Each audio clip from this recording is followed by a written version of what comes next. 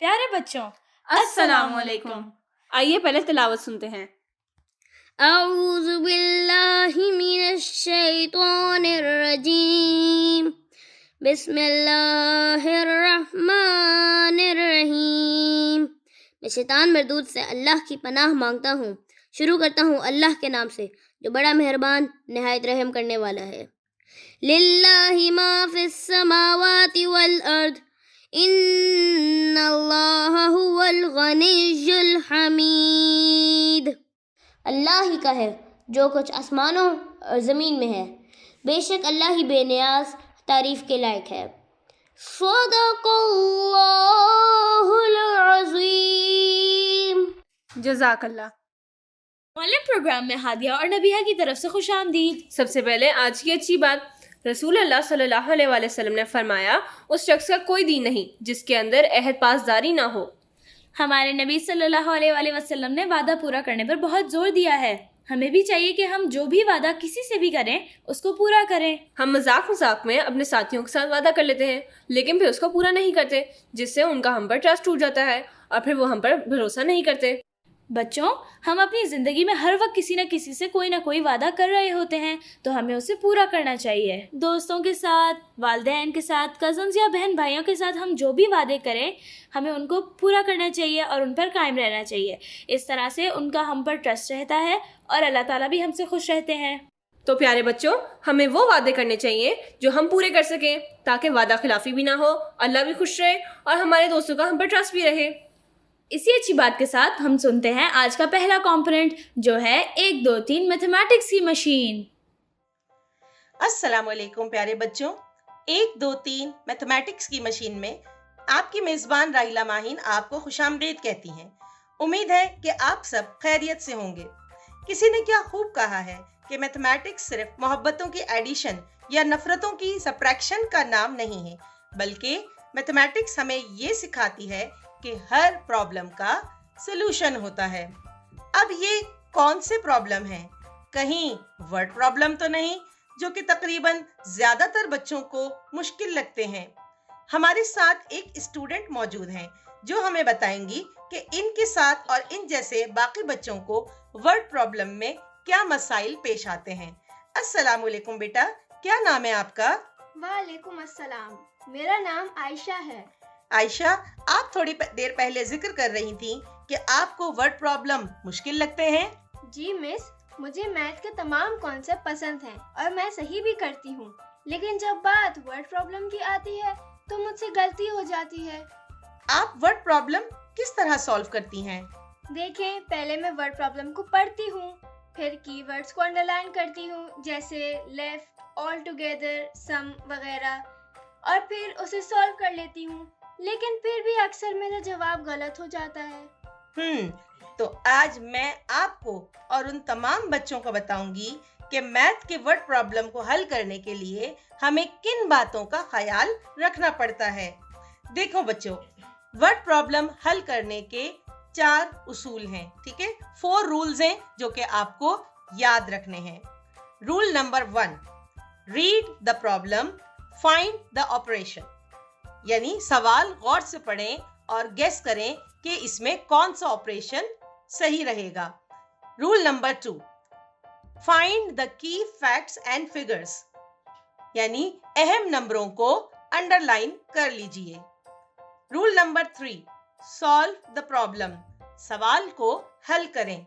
Rule number 4, which is the most important, does your answer make sense, क्या आपको जवाब सही लग रहा है?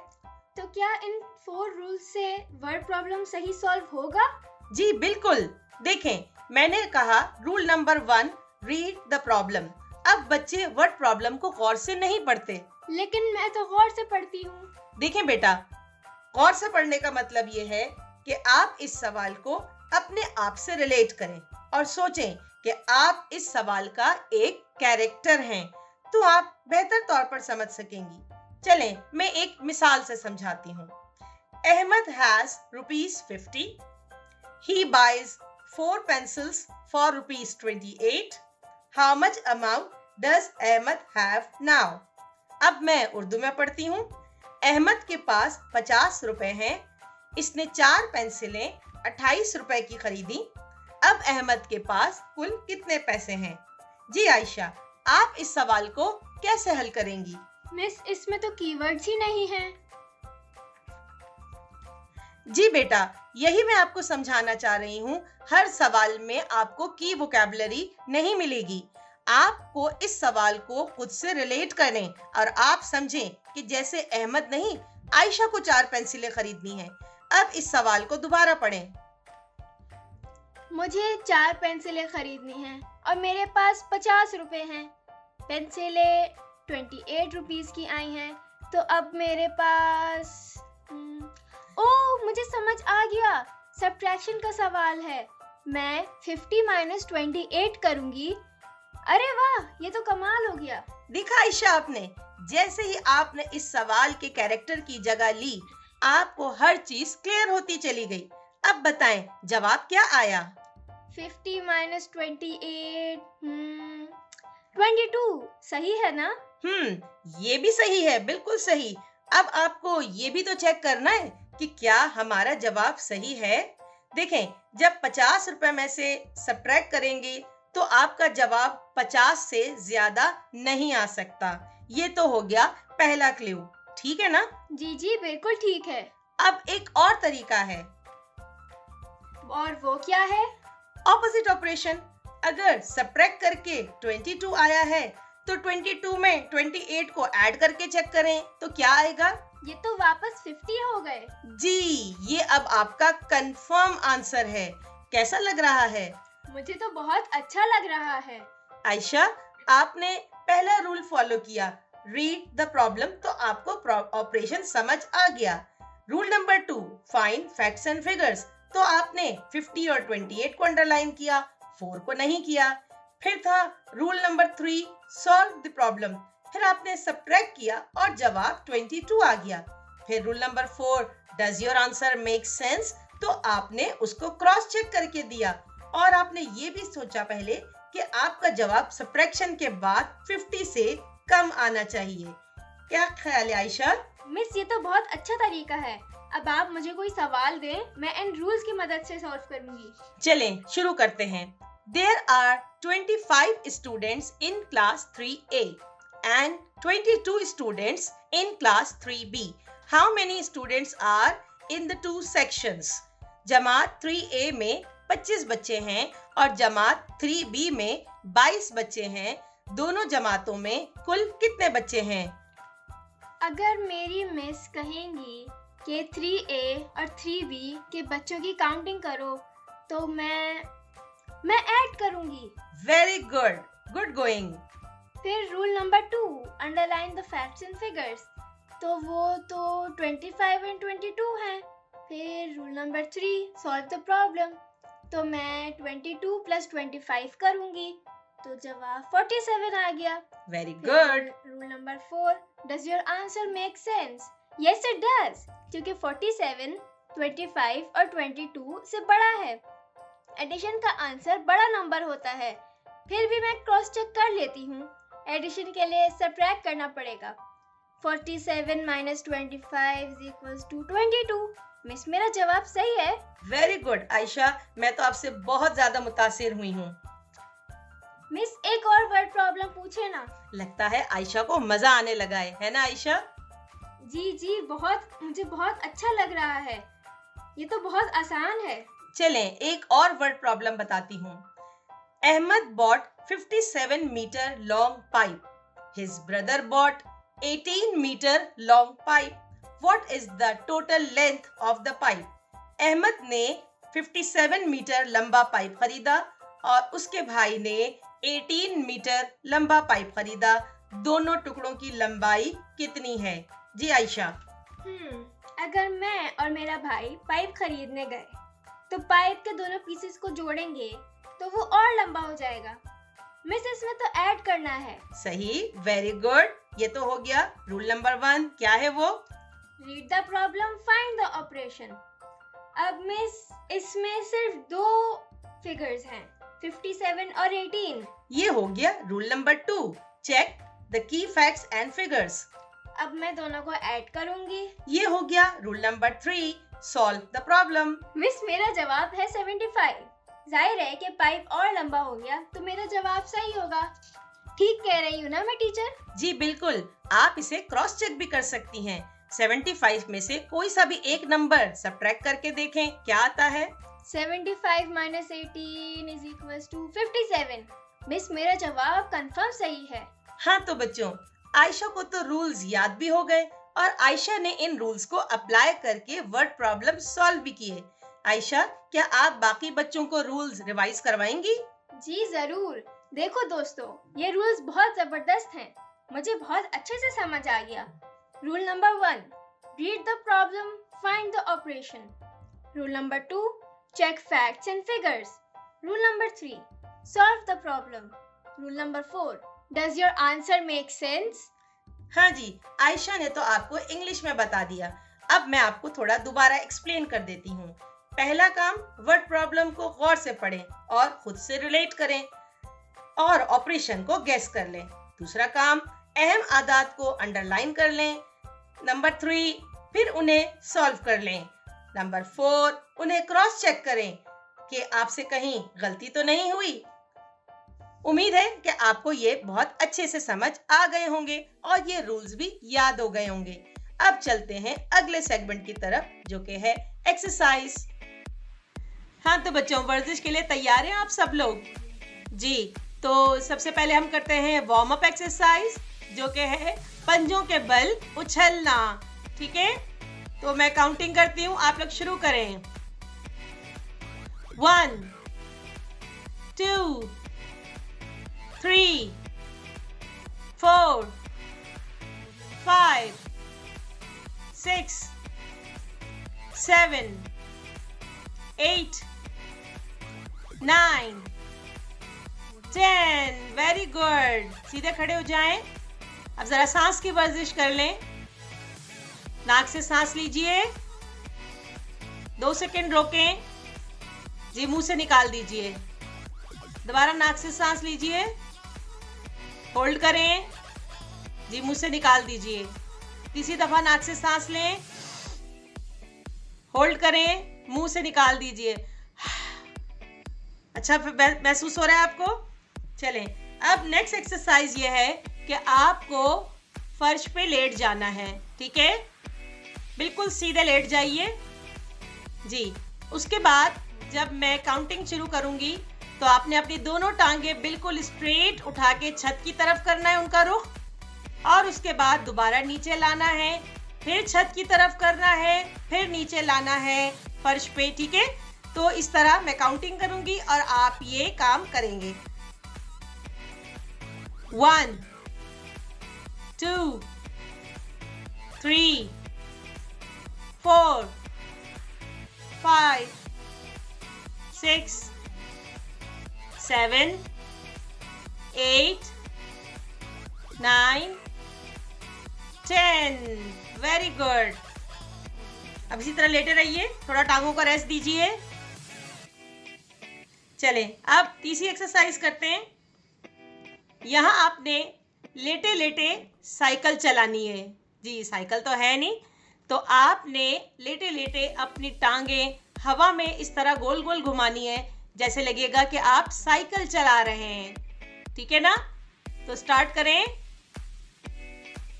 1 2 3 4 5 6 7 8 9 10।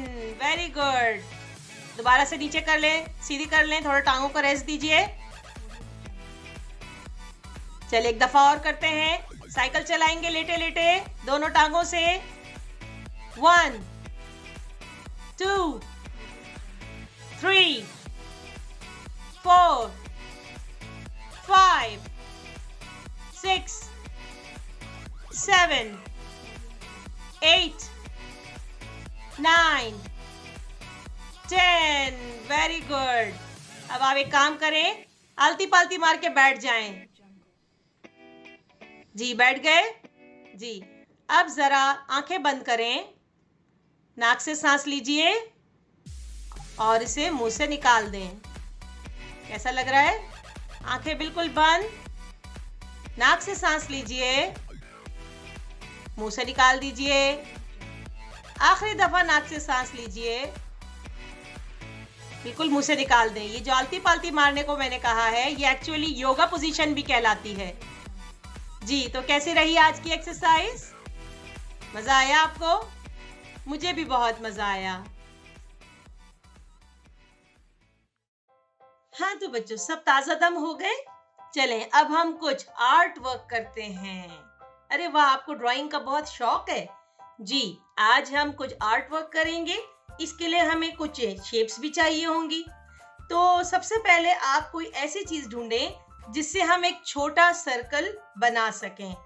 ठीक है ना? सर्कल जो है वो किसी भी गोल शक्ल को कहते हैं और सर्कल में कोई कॉर्नर नहीं होता, इसीलिए हम कहते हैं कि सर्कल में वर्टेक्स नहीं होता। और जब वर्टेक्स नहीं है, कोई स्ट्रेट लाइन नहीं है, तो ये पॉलीगॉन का मेंबर नहीं है। जी, तो अरे आप क्या लेकर आ गए? ग्लास लेकर आ गए? जी, ग्लास से तो सर्कल बन जाएगा, लेकिन बड़ा सर्कल बनेगा। हमें एक छोटा सर्कल बनाना है। अरे आप तो दवाई का ढक्कन ले आए। भाई, क्या आपने अपनी अम्मी से पूछा है? जाएं पहले पूछ के आइए। जी, बिल्कुल हमें इसी साइज का चाहिए। बिल्कुल सही। अच्छा, अम्मी ने इजाजत दे दी, ले आइए। रूलर तो सबके पास है, क्योंकि रूलर्स की मदद से हम पॉलीगॉन बनाएंगे, यानी कि ट्रायंगल जिसके 3 साइड्स होते हैं और 3 कॉर्नर्स यानी 3 वर्टिसेस होते हैं। ठीक है ना? इसे हम मुसल्लस भी कहते हैं। इसके अलावा है, हमें बनाना होगा मुरब्बा यानी कि स्क्वायर। स्क्वायर के 4 साइड्स होते हैं, यानी 4 कोनों वाली 4 लाइनों से मिलकर ये शक्ल बनेगी, लेकिन चारों लाइनें बिल्कुल इक्वल होंगी। ठीक है ना? इसके बाद हमें बनाना है रेक्टेंगल यानी कि मुस्ततील, और रेक्टेंगल के आमने सामने की लाइन की लेंथ सेम होती है, यानी ऑपोजिट साइड्स आर सेम। अब हम इन चारों शेप्स की मदद से कुछ आर्ट वर्क करते हैं। तो क्या बनाएं? कुछ आइडिया है आपके पास? मुझे पता है आप सब बहुत क्रिएटिव हैं। अच्छा, चले मैं आपकी मदद कर देती हूँ। चले एक घर बनाते हैं। तो इसके लिए हमें एक बड़ा रेक्टेंगल बनाना पड़ेगा, जो कि हमारे घर का सामने का हिस्सा होगा। ठीक है ना? Front side of the house. अब ये हो गया फ्रंट। अब हमें इसमें विंडोज भी चाहिए और एक डोर भी चाहिए। ठीक है ना? विंडोज हम बनाते हैं स्क्वायर से। ठीक है ना? यानी हम 4 लाइनें ड्रॉ ऐसी करेंगे जिस चारों लाइनों की लेंथ सेम होनी चाहिए, तो वो एक छोटी छोटी 2 खिड़कियां बना ले। ठीक है? अब ये दोनों स्क्वायर विंडोज तैयार हो गई। जी, अब घर के सामने हमें एक दरवाजा भी चाहिए, और जैसे आपको पता है दरवाजे की शक्ल जो है वो रेक्टेंगुलर होती है, तो हमें एक रेक्टेंगल बनाना पड़ेगा जो कि दरवाजा शो करेगा। इसके लिए हमें एक पतला रेक्टेंगल बनाना है। अब घर की छत पर आ जाएं। जी, रेक्टेंगल जो बड़ा रेक्टेंगल है जो कि हमारे घर की दीवार को शो कर रहा है, उसके ऊपर एक ट्रायंगल बना लीजिए जो कि हमारी छत को शो करेगा। क्या कहा? सर्कल? जी, सर्कल को हम घर से ऊपर, काफी ऊपर ड्रॉ कर लेंगे। कैसा लग रहा है? सर्कल क्या लग रहा है? सूरज।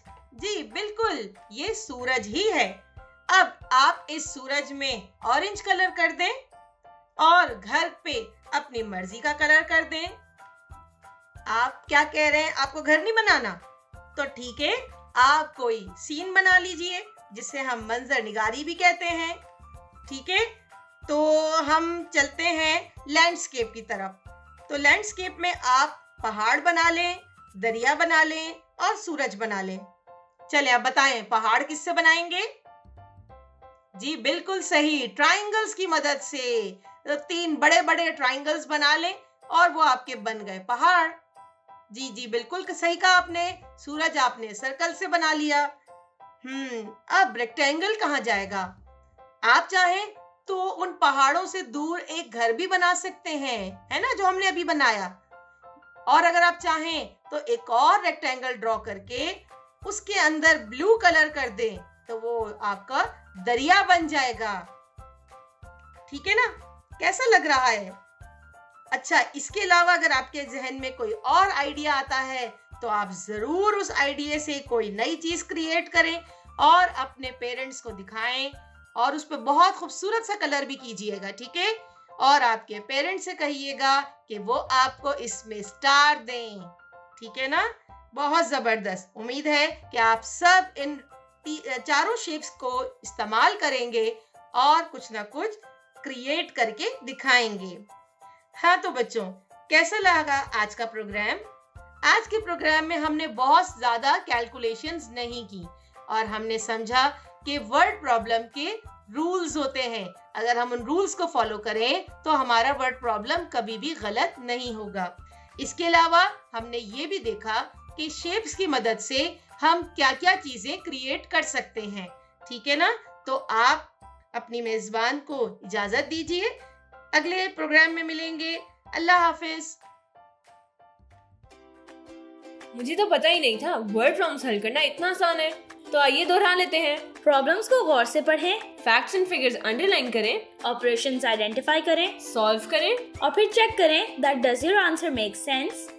उम्मीद है आपको ये इंस्ट्रक्शंस याद रहेंगे। वर्ड प्रॉब्लम सॉल्व करने के बाद हम खेलते हैं वर्ड लिंक्स। ये कौन सा गेम है? हम हर लफ्ज के आखिरी हर्फ से एक नया लफ्ज बनाएंगे और ये सारे लफ्ज इसमें होने चाहिए। और याद रहे, जिसको लफ्ज नहीं आएगा वो हार जाएगा। ओह, ये गेम तो बहुत मजे का लगता है। चलो शुरू करते हैं। हम शुरू करते हैं मेज से। मेज के आखिर में जे आता है, तो हादिया बताएं जे से और कौन सा लफ्ज होता है? जे से जमीन, नून से नाक, काफ आता है तो काफ से कराची। ओ, कराची के आखिर में ये आता है। ये से कौन सा लफ्ज होता है? ओ, मुझे नहीं आ रहा। इसका मतलब आप ये राउंड हार गई। चलो कोई बात नहीं, चलो दोबारा खेलते हैं। इस बार हम किताब से शुरू करते हैं। बे से बारिश, बारिश के एंड में शीन है तो शीन से शरबत। ते से तारा, अलिफ से अंगूर। रे है तो रे से रिक्शा। हे से हाथी। ये से यक्का।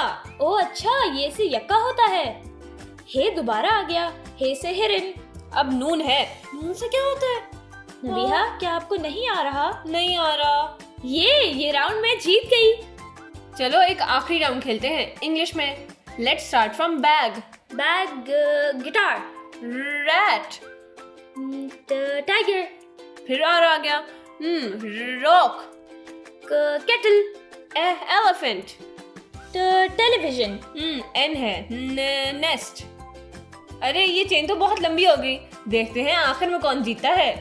ट्रॉफी। वाई आ गया। ये यार्न। एन फिर से आ गया। मैं भूल गई। ये मैं जीत गई ये राउंड। बहुत मजा आया। कंग्रेचुलेशंस नबिया, आप जीत गई। Thank you. तो आइए सुनते हैं अगला कॉम्पोनेंट जो है adventures of professor Bunty. Assalamualaikum and good afternoon to you all. Welcome to Adventures with Professor Bunty.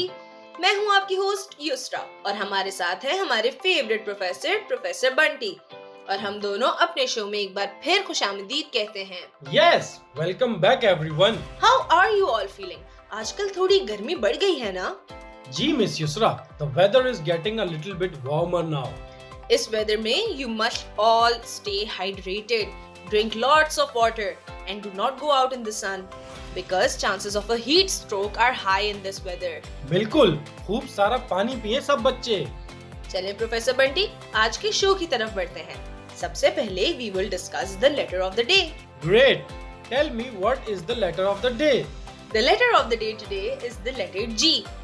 Do you know what is the sound of letter G? The sound of letter G is G. ग से आता है gorilla और मुझे Gary the gorilla याद आ गया। ओह, वो कौन था? He was a musician. He loved to play the guitar. Wow, one more of Professor Bunty's adventure. Let's listen to this adventure and make a list of all the words that start with the sound of G. I was traveling on mountains a few years back looking for some special stone. I had to find that stone because I wanted to gift it to one of my friends. It was his favorite stone. I had been traveling for a lot of days and the stone was nowhere to be found. I checked my secret map, but there was still no way I could find the stone. I knew I needed help from a local, but the stone I was looking for was very rare. It was green in color and was protected by the greedy mountain goats. No one knew where exactly that stone was on the mountain. But people always said that it would be found near the top. So I kept traveling and traveling towards the top of the mountain. One night, I set up a camp and decided to rest for a while. It was quite peaceful and I slept. A few hours later, I woke up suddenly because I could hear some music. I quickly packed my stuff and started following the music. I could hear the sound of guitar and someone was playing the guitar really well. मैं आवाज की तरफ बढ़ रहा था तो आवाज तेज होती जा रही थी. I was very surprised as how was someone playing guitar near the mountain top. I kept walking towards it and suddenly I saw where the music was coming from. In front of me, I could see a gorilla sitting on a rock and strumming on the guitar. It was melodious. I was surprised. I called him. Hey! What? Who is it? I am Professor Bunty. Who are you? I am Gary. Gary the gorilla. What are you doing here? You are human. Of course I am human. I came here looking for something. Oh, for what? Wait, where did you learn to play the guitar? Oh, this. I learned this a few years back when a tourist left his guitar up here. No human has been up here ever since. What are you doing here? I am looking for a green stone. The green stone? Yes. You will never get it. The mountain goats will never let you get it. Why? I really need that stone. I promised a friend I would get it for him. The mountain goats are greedy. They would want something in return. And they have a riddle that no one can answer. Only if you answer the riddle, they will let you get the green stone. Can you take me to them? It will be pointless, Professor. Once a girl came looking for it. She failed as well. And only humans don't want it. Many animals have also come looking for it. Animals? Animals want the green stone too? Yes. We had a giraffe and a goose came to look for it. Even they couldn't answer the goat's riddle. Well, I still want to try. Take me to the goats. Sure. Follow me. The gorilla took me to the top of the mountain and there was nothing there. I was confused as why we were standing at the top. There were no goats and there were no stone either. Then Gary bent down and moved some rocks aside. He knocked on a goat. I was shocked to see there was a gate on the top of the mountain. The gate opened and we entered. After walking for a few minutes, we reached a huge hall. I could see the green stone on the wall and there were around 100 mountain goats in the hall as well. The goat king walked towards us and said, "Who is that has come for the green stone?" "Hi, I'm Professor Bunty and I want to take the green stone." "Why do you want it?" "Because I have to give it to a friend." "Well, Mr. Bunty, you have to give us something in return." "What do you want?" "The answer to your questions lies in the riddle you have to answer." "Well, what's the riddle then?" "I can be red or green. That you might eat at lunch. I am small and I am round. And I do come in a bunch." "What?" "I can be red or green. that you might eat at lunch. I am small and I am round and I do come in a bunch. No. I heard you first time as well. This is what you want in return for the greenstone? Yes. No one has ever been able to answer our riddle. Well, I know the answer to your riddle and I have what you want in my backpack as well. What is it? Grapes. They are red and they are green. They are eaten at lunch. They are small and they are round and they come in a bunch. How do you know? I put my backpack down and took out some grapes from my backpack. I gave the grapes to the mountain goat king and he gave me the green stone in return. Gary the gorilla was very surprised that I answered the riddle. I got back and gave the stone to my friend as a gift and he was very happy as well. Wow professor, मैं खुद भी riddle का answer सोचने में उलझ गई थी कि आखिर जवाब क्या है. This was very interesting. जी हाँ, मैं भी शुरू में कंफ्यूज हुआ था. फिर मुझे याद आ गया कि ग्रेप्स ही हो सकते हैं. चले बच्चों, टेल मी, आप लोगों ने लिस्ट बनाई ग के वर्ड्स की? अगर नहीं बनाई तो कोई बात नहीं, अब बना ले. We heard a lot of words from the letter G. Let's check कि आपको कितने याद हैं. Girl, greedy, goat, goose, green. Good. Professor Bunty, what other words were there? Guitar, gorilla, gift, grape, gate. Well done, everybody. Let's move on to our next segment now. We will study about common and proper nouns today. Oh, I remember that nouns are the name of person, place or things. But what is the difference between common and proper noun, Miss Yusra? You are right, Professor Bunty. Nouns are the names of person, place or things. Common nouns are names of any person, place, thing or idea, like boy, girl, dog, sea, book, etc. Proper nouns are the name of specific people, places, things or ideas, such as Haris, Sehrish, Tom, Indus River. Oh, so proper nouns are specific identities. Yes, they are exactly like specific identities. मैं आपको बता सकती हूँ कि river was much polluted, लेकिन river एक common noun है. So you will not know which river I was talking about. So, to tell me which river you were talking about, you will use a proper noun. Indeed, I will say that the Indus River was much polluted. Now you know which river I was talking about. So, common nouns are general names, whereas proper nouns are specific names for individual things. Exactly. Can you think of an example for this, Professor?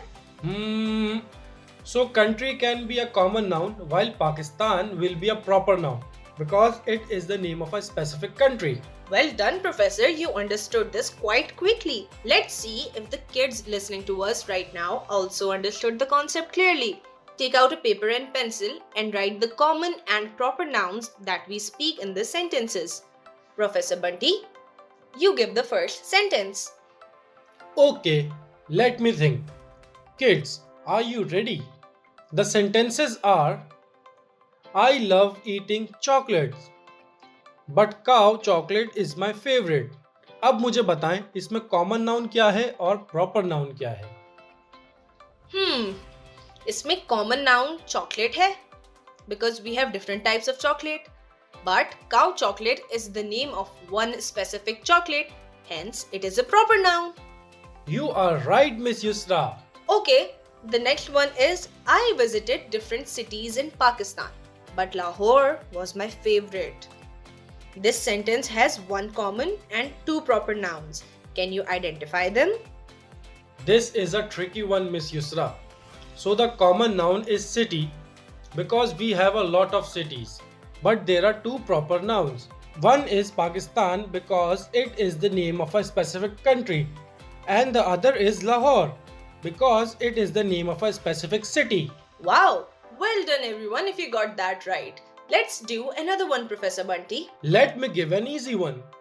I love languages. English is my favorite language. Oh, this is easy, Professor. Bachchon, tell me what is the common noun here? Ji? Well done. Language is a common noun because it is general. And what's the proper noun? Yes, English is the proper noun because it is one specific language. Miss Yusra, let's do a tricky one last. Okay, Professor. Focus, kids. This one will be a bit challenging. Tell me how many common and proper nouns are in the following sentence.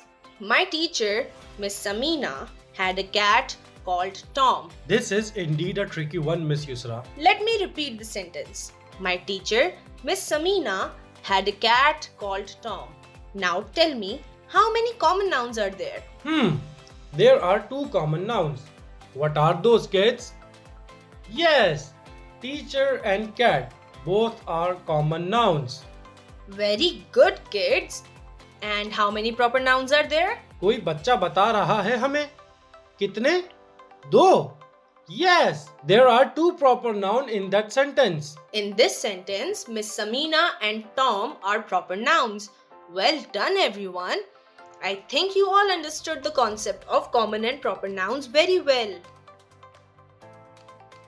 अब बारी आ गई है word of the day की. The word of the day today is honesty. Do you know what honesty means? Honesty means speaking the truth and acting truthfully no matter what the situation is. Honesty का मतलब है हर जगह सच बोलना और सच्चाई का साथ देना. Yes, indeed. Honesty is the best policy. You should not worry about whether you will get in trouble if you tell the truth. But you should always tell the truth no matter what the outcome is. Bilkul. This reminds me of a story, Miss Yusra, and it will explain to the kids the concept of honesty. Let's listen to this story then. And then we will ask some questions about it. There were two siblings, Amna and Ahmad. Both of them loved playing games in the house. They were allowed to play everywhere except the drawing room because the drawing room had some important ornaments. Their mother always told them, "You can play everywhere but do not play in the drawing room. There are a lot of gifts and delicate glass ornaments which can easily break. If you play in the drawing room, you will get scolded." One Sunday, while their parents were out, Amna and Ahmad were playing hide and seek in the house. Amna was looking for a place to hide and could not find any place. She decided to go to the drawing room and hide there. She entered the room and hid between the huge sofas and a side table. The side table had a beautiful vase on it. She hid there for quite some time and Ahmad was looking for her. Ahmad realized she was not in the house and decided to check the drawing room. He entered and saw her tucked between the sofas and table. He called out to her that, "Hey Amna, I see you. You are out." Amna was sad. She lost and she quickly stood up. As soon as she stood up, she lost her balance and her hand hit the vase, which crashed on the floor.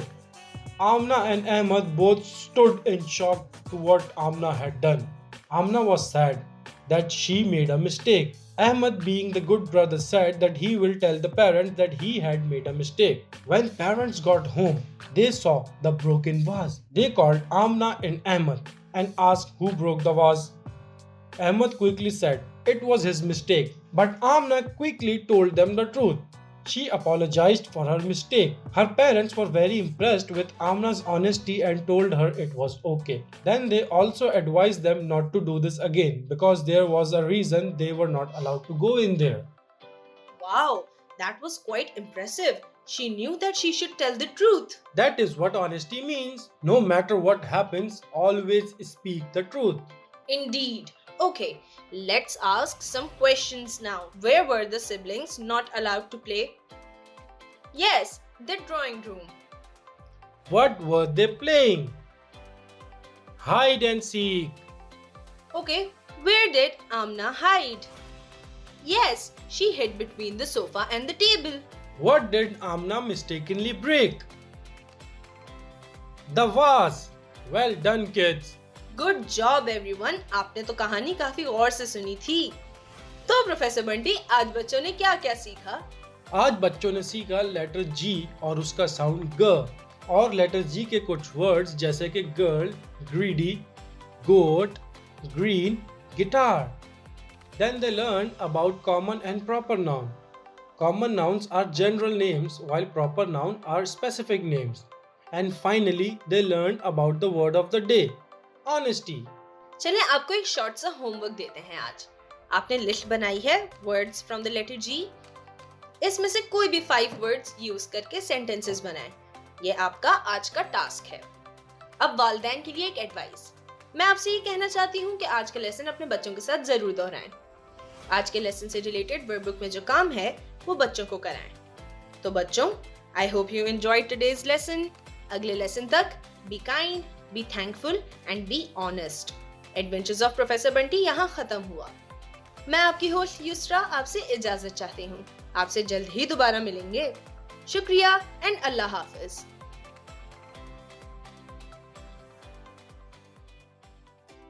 This was so interesting.